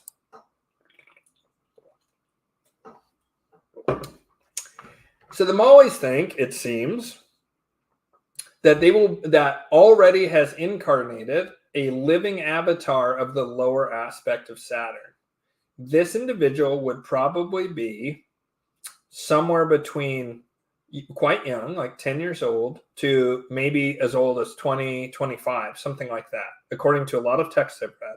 This individual would have been born somehow not knowing who they were, but as they became a man, they would become aware of their incredible supernatural powers, but they would try and claim that they would have the ability to do miracles, but they would claim that they were technological in nature. And that is the Malachian Antichrist, if you will. I don't know what the Luciferian Antichrist is. It could actually be one and the same, and that could be the pivotal moment that then they tear that figure down in order to usher in their age. Right? Because they've let the pendulum get pushed really far in one direction for a long time now. And the Luciferians have been encouraging the Malachians to push that pendulum, knowing about the Hermetic principle of the pendulum. And they're wanting the pendulum to swing backwards. So that is my belief on that particular thing. Okay. I apologize. I do not know who that is. There was someone who died in the Israeli cabinet, 2 different people recently, but I wasn't able to keep up on it. There's a lot of assassinations going on in Israel. I'm not sure what connects them yet. I haven't been able to look into it. There's also the whole Boeing whistleblower thing, right? That is part of that feels Malachian to me. The killing of the whistleblowers and the destruction of the planes, that dovetails into Agenda 2030, and that feels like that. So I don't know who that is, so I can't comment, and I apologize for not knowing there. Where do the Luciferians and Malachians fall in relation to the demiurge? Well, my thought on the demiurge is that during the time of the Kali Yuga, the demiurge would be Moloch. And then during the time of the Dwapara Yuga and the Treta Yuga, right, the ascending Bronze and Silver Age is what's coming up next. The same would be true for descending. Then the demiurge would be more Luciferian in quality. Or you could argue that Lucifer would be able to influence the demiurge and get the demiurge to create a reality that matches that. And then during the Most High era, then, Brahma or the Most High would influence the demiurge into creating a more harmonious reality, or the demiurge itself takes on that quality that happens to be in line with that deity. Those deities also exist when they're not in charge, though. That's the thing. And they have influence even when they're not like in charge, the dominant force. And so I've thought about that a lot, the Maya and the Mara thing, but I think Maya, rather than using the term demiurge, which I don't super like, I greatly prefer the Hindu idea of Maya, or the Buddhist idea of Mara, where they do have a being that does that is quite like the demiurge, right? Especially in the story of the Buddha's awakening. But I like to think of it as the thing I like is that the Hindus and the Buddhists they'll say the world is suffering, but they don't put quite as dark a spin on it as the dark Gnostics do, that flesh is a trap and we're stuck here in this nightmare and blah, blah, blah. I don't like that. That feels really disempowering.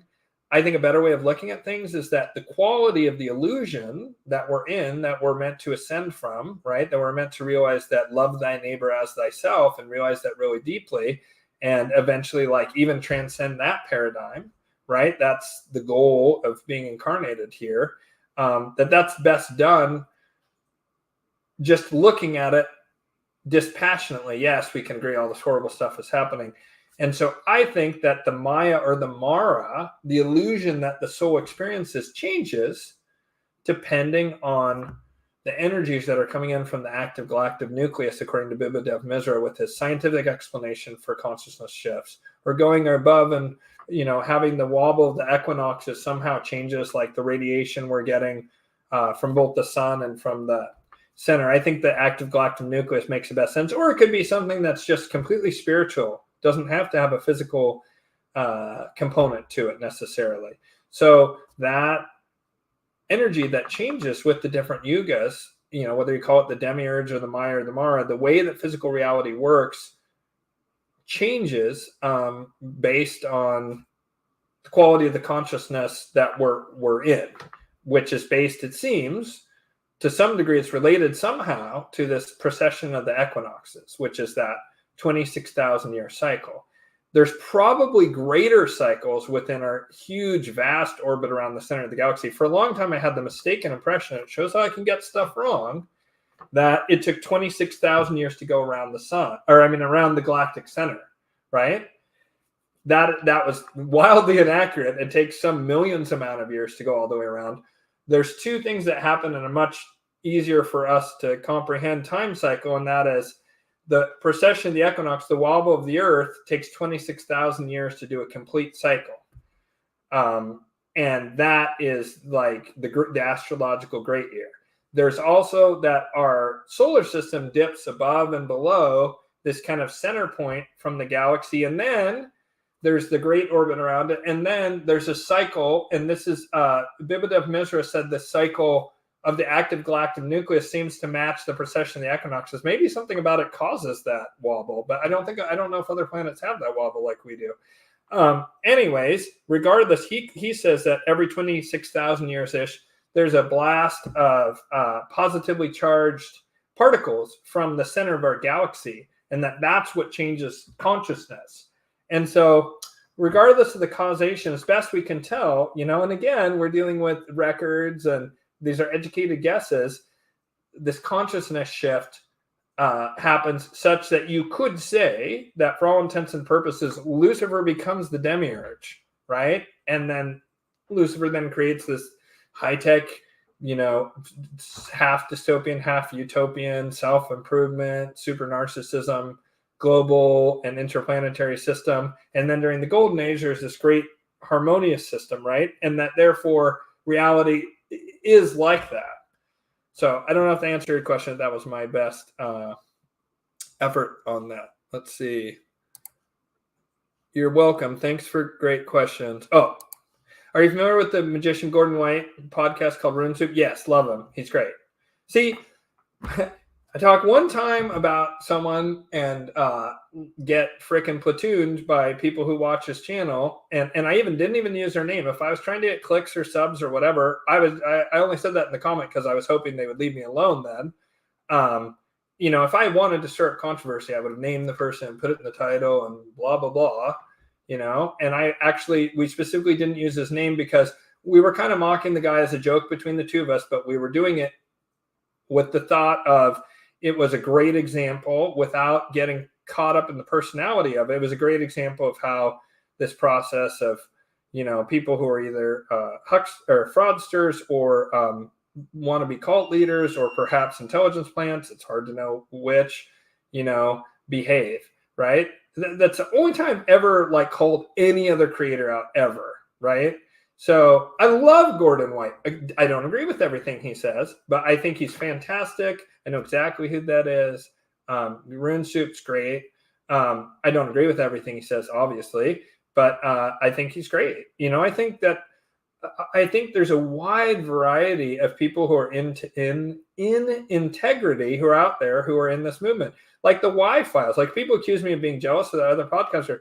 Bro, the Y-Files has 3 million people. Joe Rogan has 20 million subscribers. Sam Tripoli has 300,000. I've never been on Joe Rogan. I've never been on Redacted, right? They have millions of subscribers. I love them. I'm not jealous of them. I think their success is great. They're in integrity as far as I can tell. Some of those people, maybe not. I haven't gone deep enough on them, but they're in integrity as far as I can tell. As long as someone's in integrity, I view them that way, then I'm willing to listen to their position. It just so happens Gordon White is also pretty rad. He has really, really deep esoteric and occult knowledge. Again, I tell people on this channel all the time, this channel was modeled after a channel called Forum Borealis. And I think Forum Borealis is one of the best channels on YouTube. He's super slow churning out content. And he has the longest. He's in the beginning, God created the world. And then eventually this next guest went to kindergarten. While they were in kindergarten, they were noted right away as being expert finger painters. My God, he literally almost goes to that level of detail on the people's backstory. It's like mini biography at the beginning. And he's bad, like me, hypocrisy on my part, of interrupting his guest right when they're coming. The Ark of the Covenant is stored at, and let me give you the GPS coordinates, and then Al interrupts him. His content is fucking fire.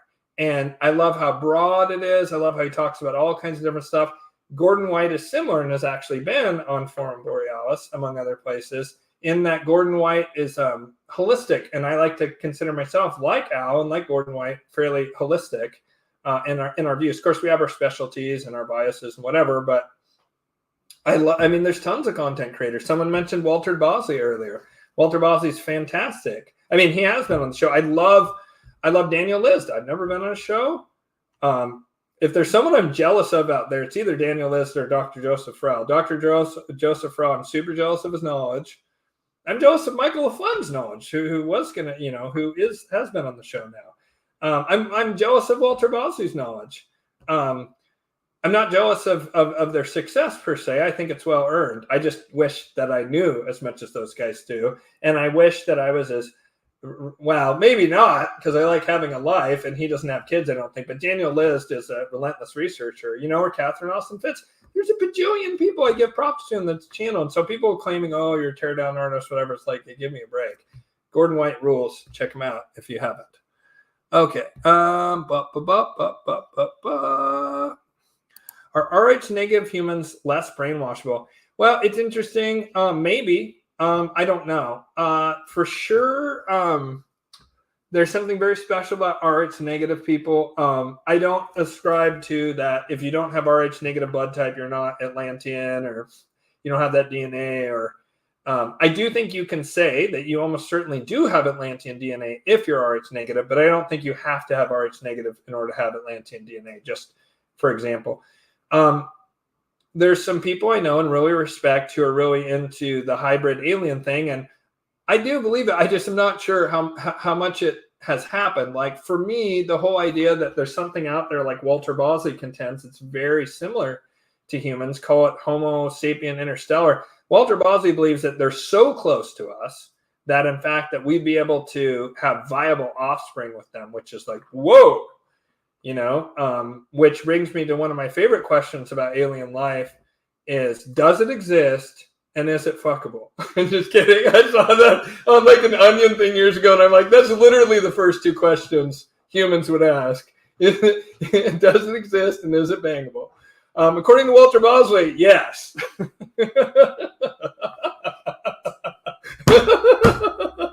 So are they less brainwashable? I don't know. I know a number of RH negative people, and they're all not brainwashed. I don't know. Maybe that's an oversized sampling, which would bolster your point, but I don't have any evidence on that one way or the other. Is there a difference between brainwashing and Harari's programmable humans? Yeah, I think there is, because I think that with brainwashing, there's a lot of defenses against it. If you believe Harari's thing of that you could put a brain chip in and just control people and there's no free will. And I mean, he extends it to like extreme nudging and extreme like big data manipulation and stuff like that to move away from free will. It's a troubling line of thought.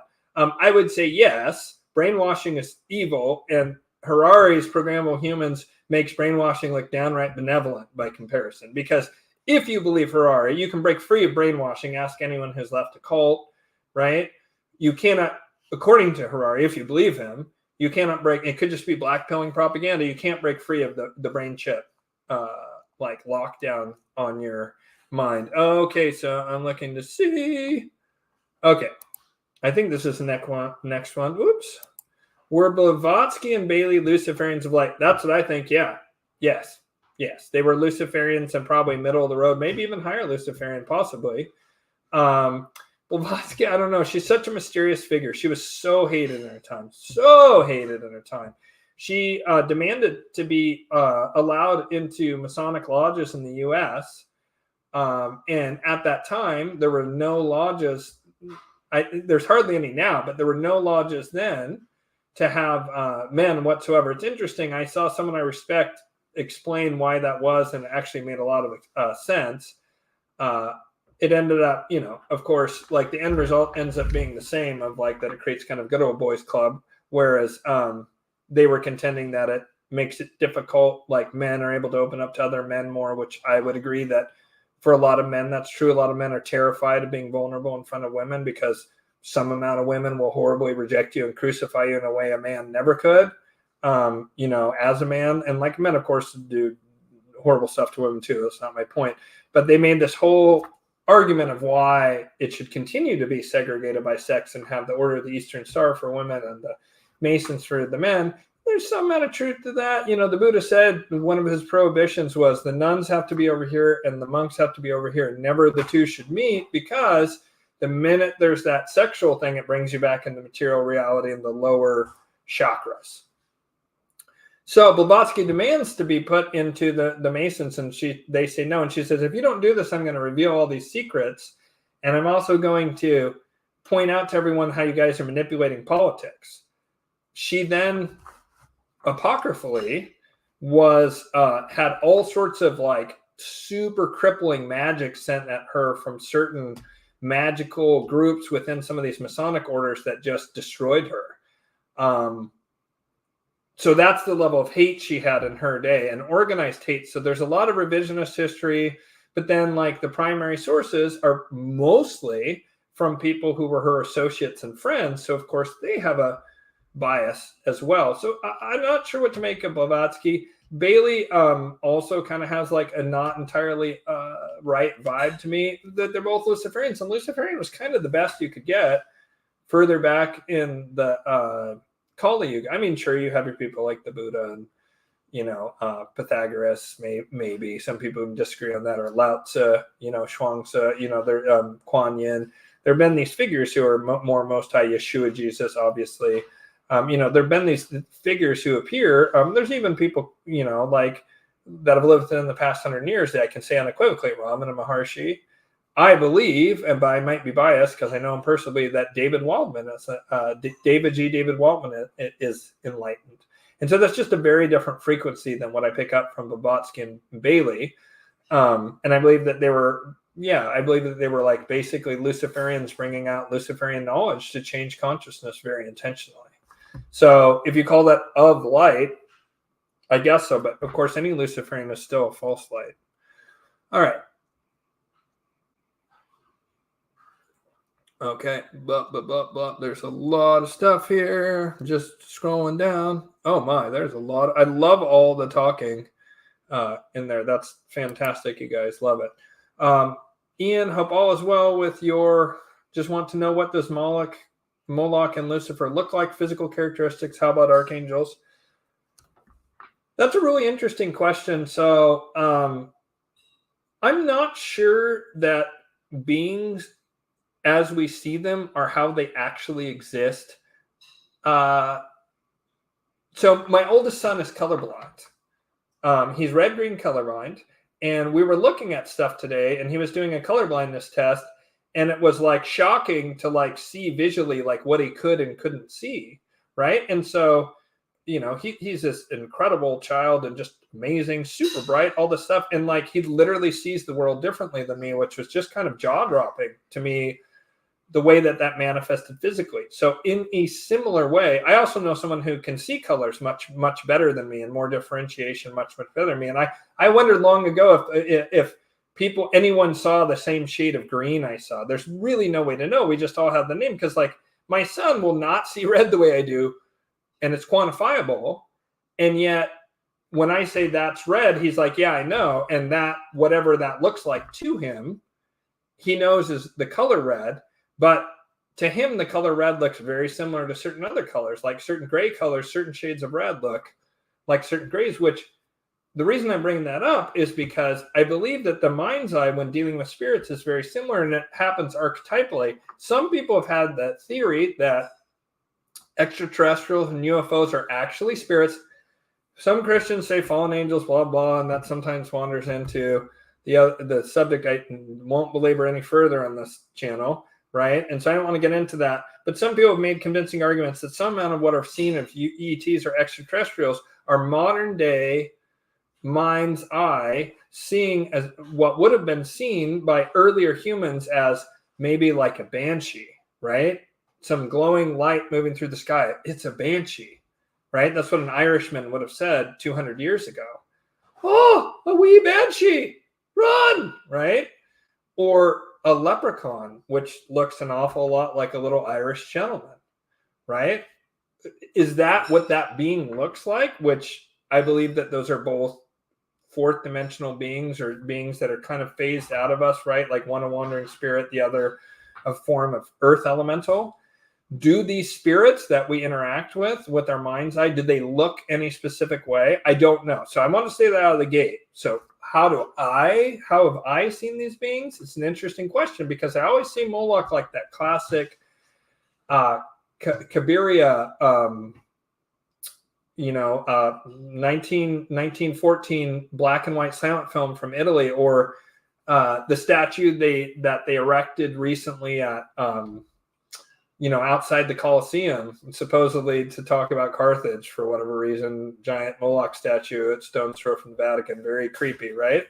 So that's the way I always have seen Moloch when I've interacted with that being, which, was really just twice, and both times absolutely horrifying, soul-wrenching, and terrifying. And I am super grateful that I now, because I have this specific kind of psychic mark from the Seraphim, I don't see those super low vibrational beings anymore. Praise be to the Most High, because I did see them for a while when I was first opening my psychic senses.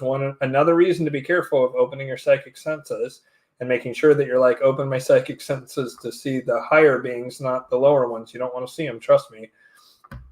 Lucifer's way, way, way more interesting in a certain sense, because Lucifer has 3 archetypal forms that he would appear to me in that began to change.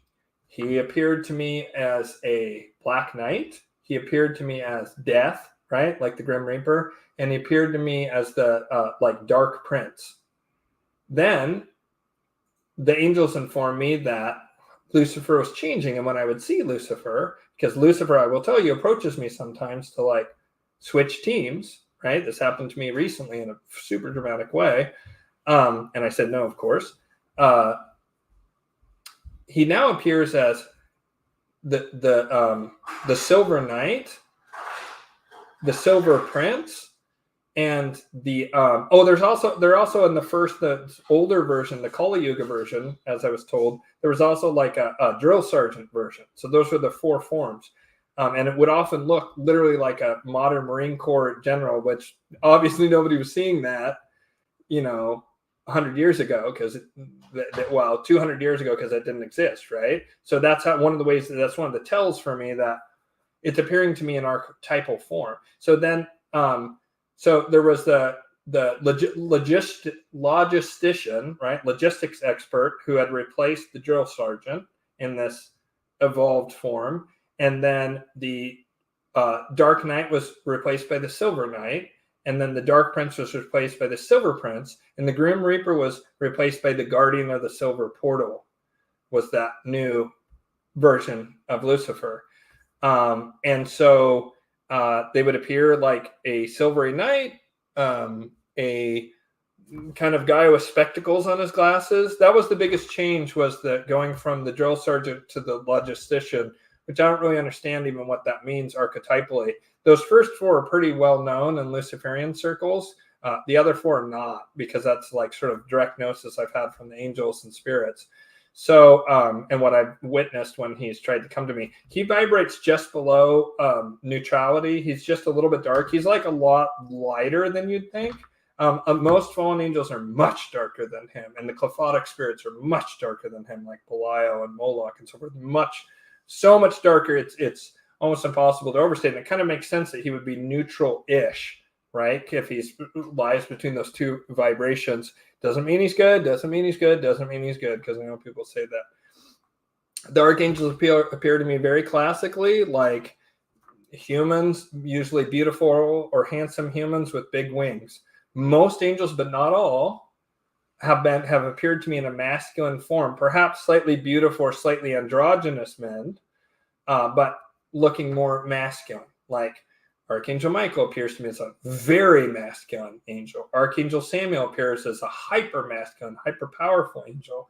Archangel, I don't interact with Gabriel much. I've seen him a couple times. I see him with the trumpet.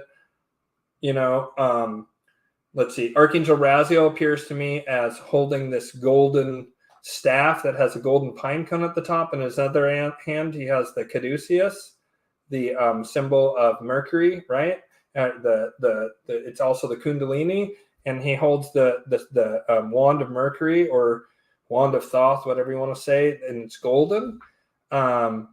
Archangel Raphael often comes and has like a little mortar and pestle, or like pouches, or different things like that. When I see the principalities, and this is the last one I'm going to do for now, when I see the principalities, they look like angels, but they're all carrying scrolls and scroll tubes and pouches that have old school style messenger documents from like the medieval or ancient times.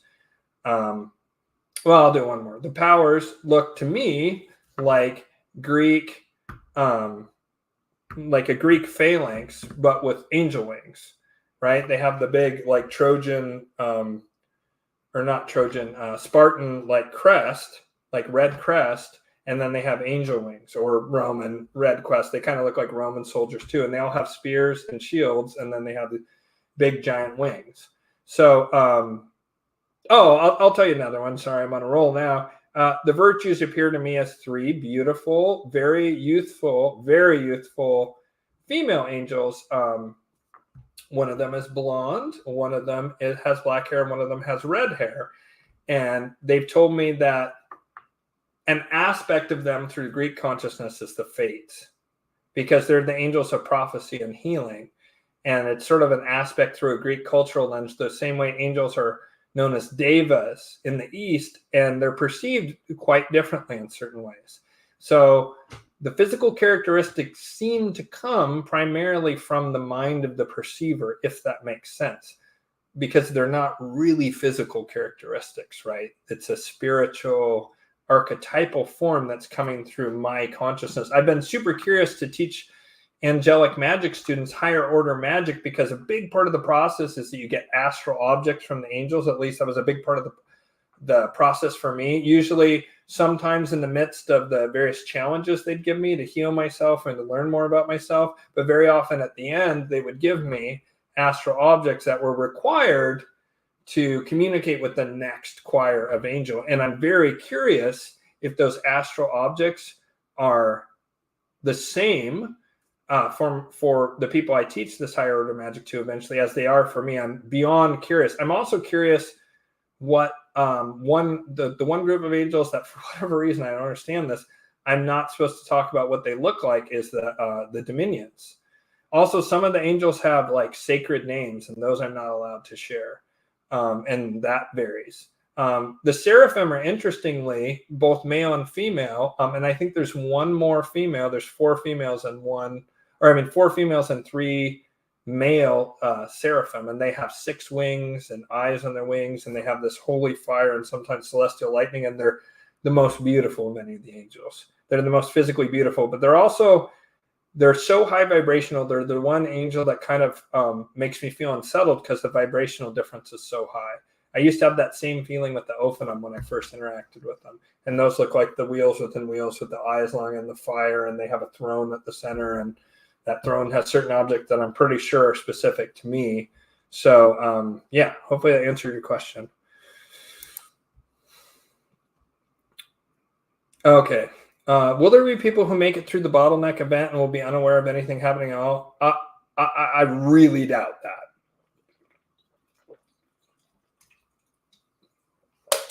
Because I wonder what is the point of being red-pilled for decades now. Let's see. Do you go on to ask more? No. Okay. I think it'll make... So what I've been told is that the point of the bottleneck and the period of time leading up to the bottleneck is to get right with God, get right with yourself, do this, heal the trauma, get out of victim consciousness, work on self-limiting beliefs, integrate your shadow, step into divine masculine or divine feminine archetypes, right? And then also work on being less reactive to external reality, right? There's something I'm working with. I'm being tested nonstop. It doesn't stop.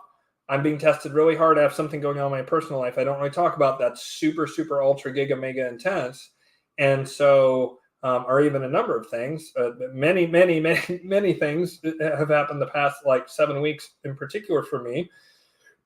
So what is the point of all this? Well, it's so you can get into a place to where the angels have said to me, they won't describe this bottleneck event nor how long it lasts, other than to say it's completely predestined. In whatever period of time this event occurs, or events, right? They just call it the bottleneck event, but it feels like it could be multiple, not just one thing, right? Not just like, 9/11 was an event. JFK was an event, right? But I have a feeling it might be many events, right?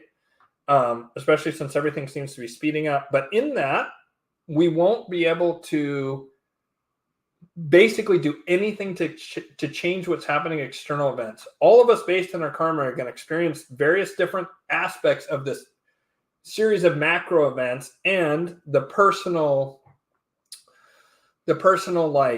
consequences of those mega events to each individual. That'll be based on our karma and what our soul needs to learn. Now, if in that you're able to navigate it and have like a loving, compassionate to yourself and others response, the greater to which you have internal mastery and how you respond to those external events is going to determine your trajectory on the other side of the bottleneck event. It's a bit like swinging around like the gravitational field of Jupiter before you go to the outer planets. You're swinging around and gaining momentum and massively changing your trajectory, right? And you end up in a completely different place years in the future, right?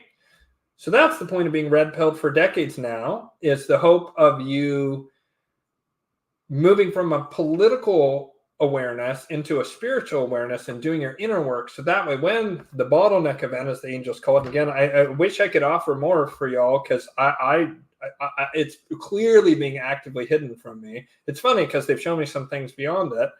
And I never really understand what they're fourth dimensional beings, right? So they can see consequences of things that my mind doesn't understand.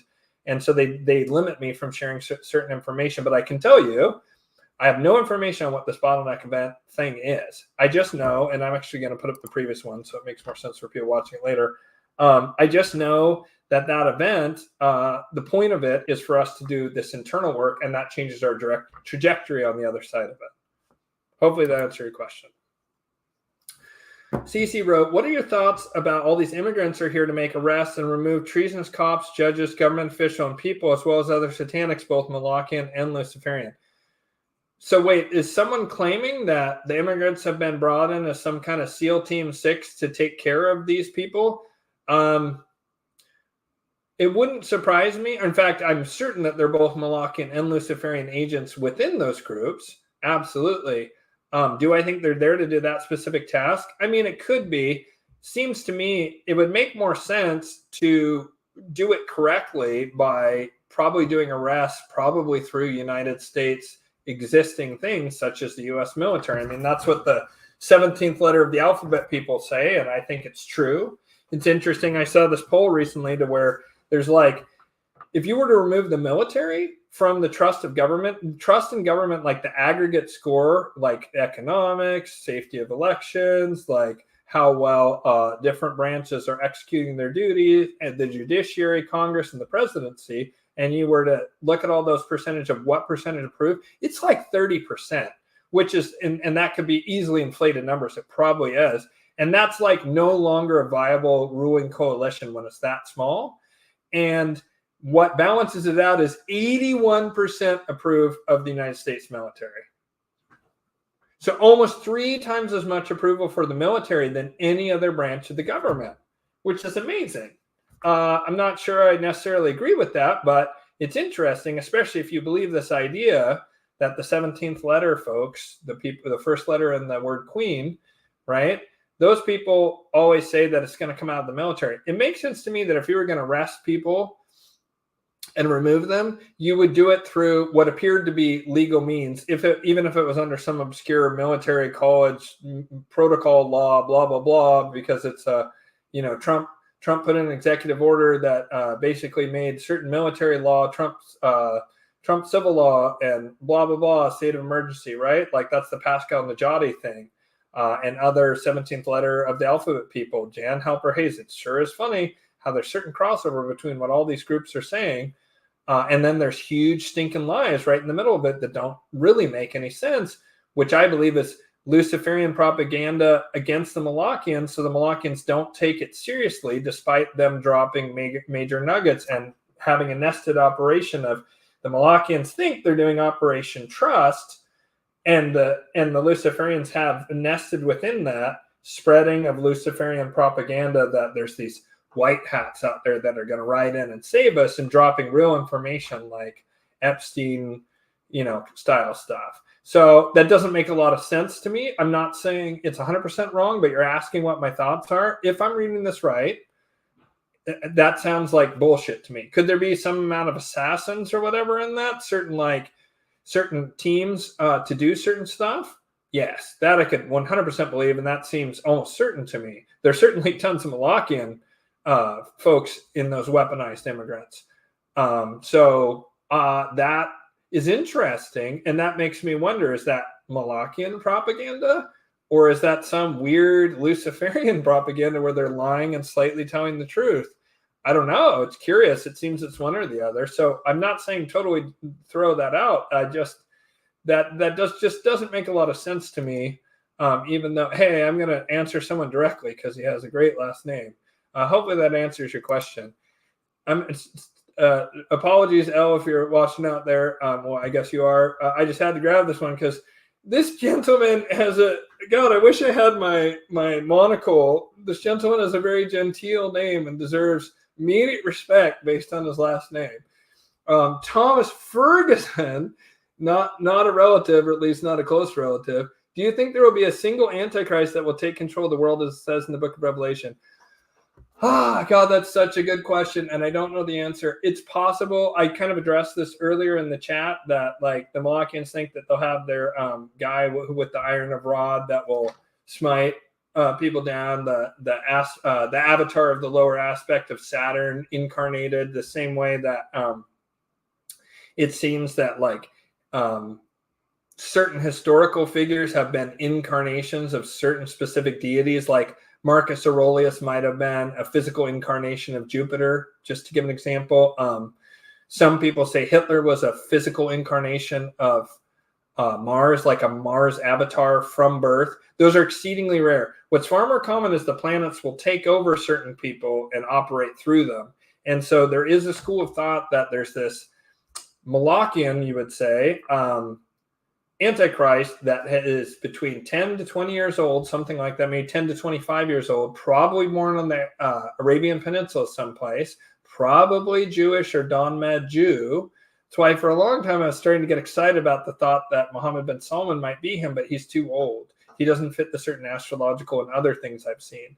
So this would be like someone who could emerge any time now, because they would have been born probably sometime in this millennium. Almost certainly. That's why I gave that age range. They might have been born as early as maybe 99, but there's certain astrological things that I can't cite because I can't actually remember it. It made sense to me at the time, and unfortunately I forgot it. It's in one of my books, and maybe I should go back and read it, but I hate reading something again that I've already read when I have so many other books I want to read.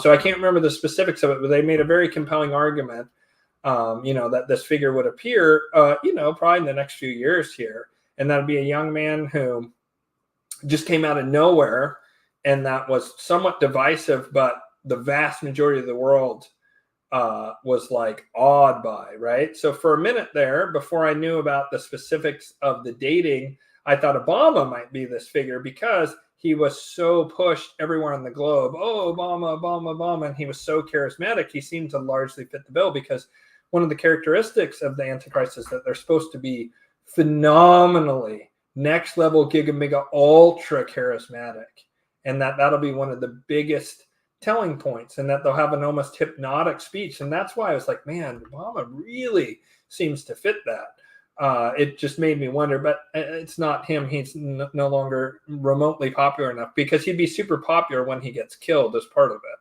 Could it, another person people float out there is Trump, but he's just too old and he just doesn't fit the bill. Is the Albany or Costco Luciferian or Malachian? The Albany, Oregon Costco is a Luciferian. I would say Costco's Luciferian and Walmart's Malachian. I'm just kidding.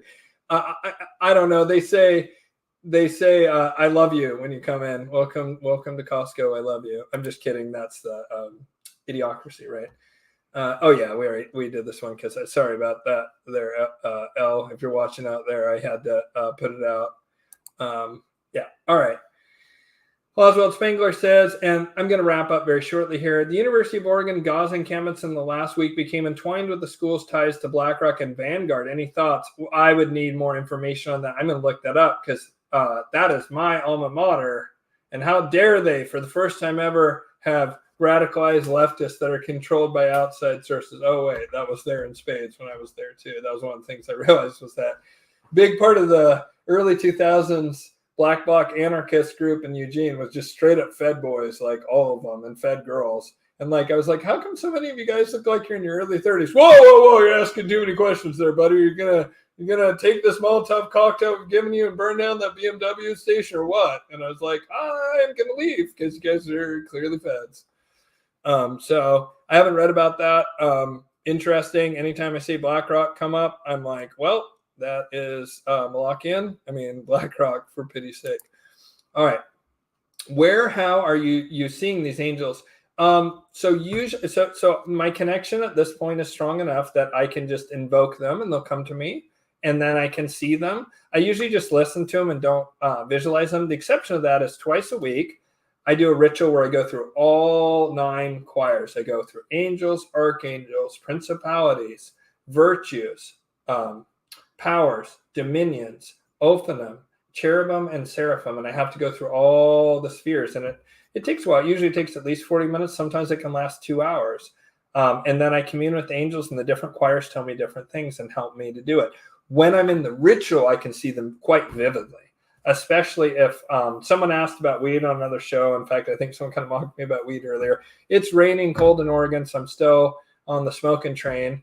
I found a weed that allows me to get work done and also allows me to work with the angels, but I can't overdo it. I just have to, use a bit. It's this stuff called apple fritter, and something about the terpene profile in that helps open up my third eye, and then I can see them vividly. I can see them without it. I can be stone cold sober, do it, and I can see them, and I see it like in my mind eye, and to some degree, I can sometimes see them open-eyed to some degree, almost like shimmering in front of me. I don't know, like imagine the Star Wars holograms, but just like less clear than that when I have my eyes open. If I close my eyes and tune into them, then I can see them vividly, and they appear before me and in my mind's eye, my pineal gland. And so much like when you close your eyes and you see a black space and then you can visualize in it, unless you're one of those people who can't visualize, you think pink, don't think of a pink elephant, and then everybody thinks of a pink elephant who can visualize, right? Well, the same way that pink elephant appeared in your mind when you closed your eyes, the angels will appear to me, and they move and talk to me, and I can see them. When I have my eyes closed, I can see them much like a human, depending on if my vibration's really high, if I'm really struggling, or maybe I freaked out and was an asshole to someone, like a flat earther or something, or whatever. People came after me about a certain podcaster who's remain nameless, like I'm not perfect. Sometimes I dip down to it. And ask anyone who's been in the car with me.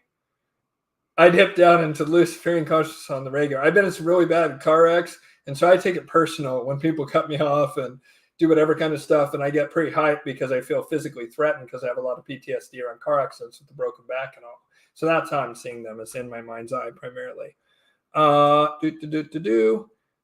Okay, let's see. Wow, this just keeps going. L. Ron Hubbard, Luciferian Malachian, 1,000,000,000% without hesitation. And certainly the guy who came after him is Malachian AF. I can't remember that guy's name. Wow, is that guy fucking creepy and scary. I can't think of him, but that guy is like horrific. Now I'm going to get that cult after me. When the Luciferians who appreciate fair competition take over full control, will professional hockey be fair again? Not fixed. Seriously, I miss it. This is my favorite question today. Will the Blazers finally win a championship? Because clearly we're still under the rule of the evil ones when the Blazers aren't winning, like going for like blowing the Boston Celtics out of the water and putting up banners.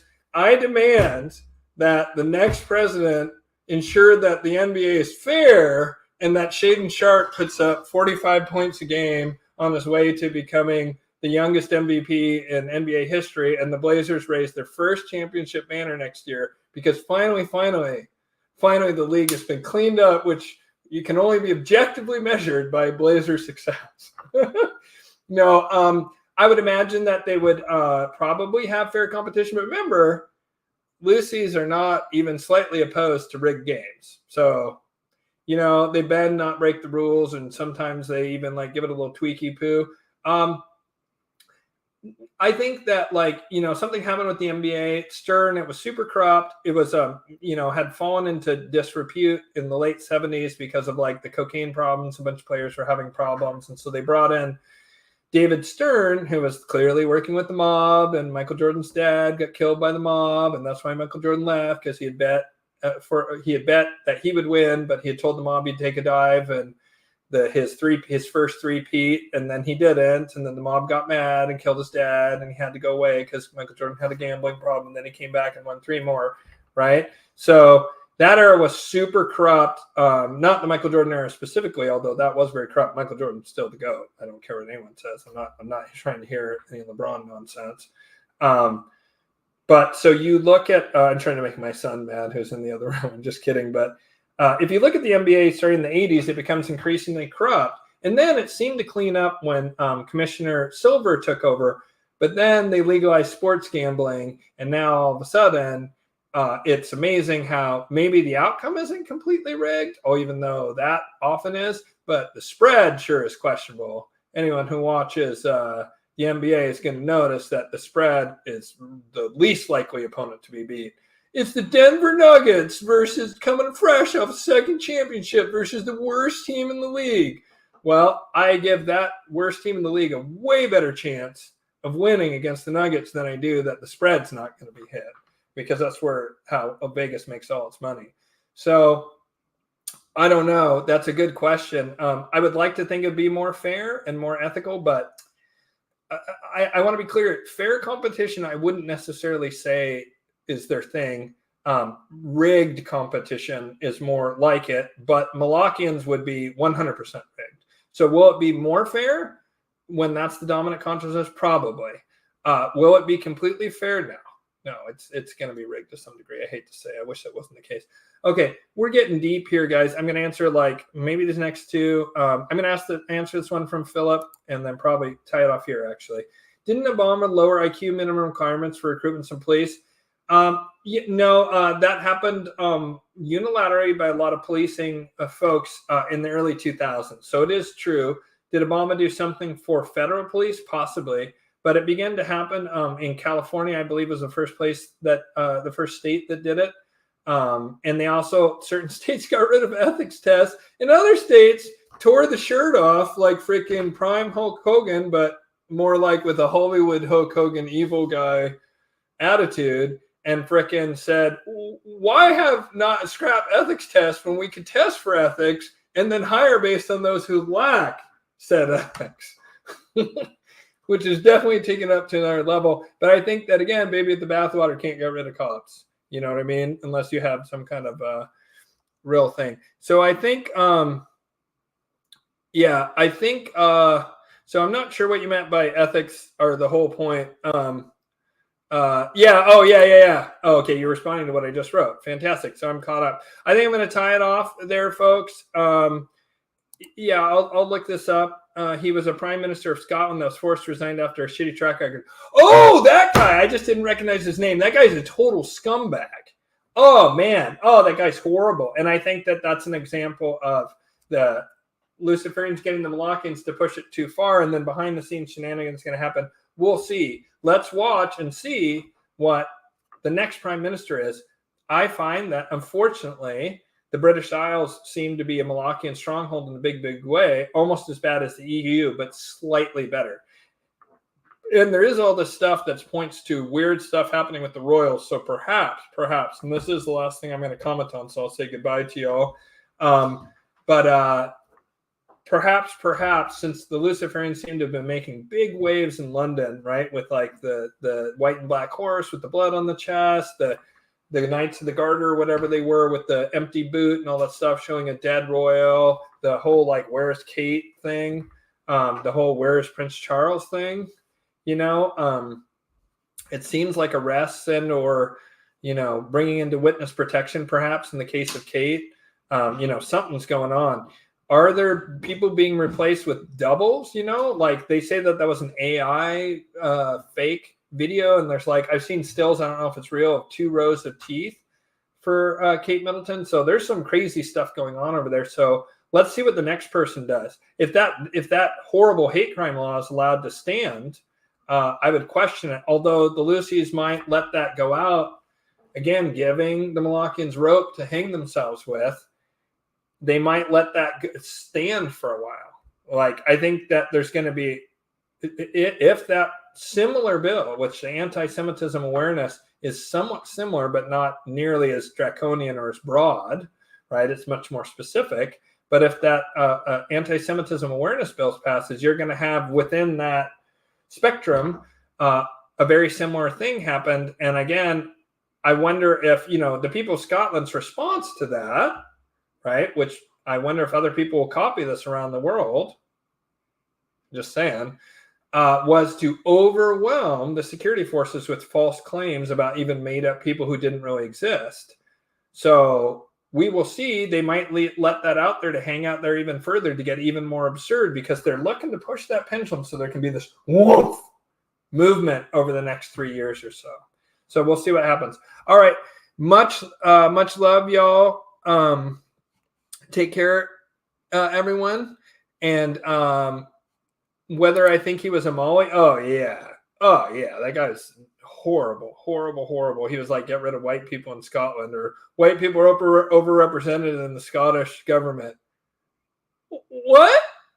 That's like saying white people are underrepresented in the Ugandan government and that they should just put a bunch of white people in charge of Uganda because, wow, look at how black the Ugandan, or there's not enough, what they would do, there's not enough gay Asians in the Ugandan government. We got to get that representation in there as long as they're Malakian puppets, right? He was pushing that horrible DEI, CEI stuff. So definitely bad. All right. It's pretty much 2 hours almost on the dot here. All right. Much love, everyone. And I will catch you next time. Take it easy. Have a good one. Bye-bye.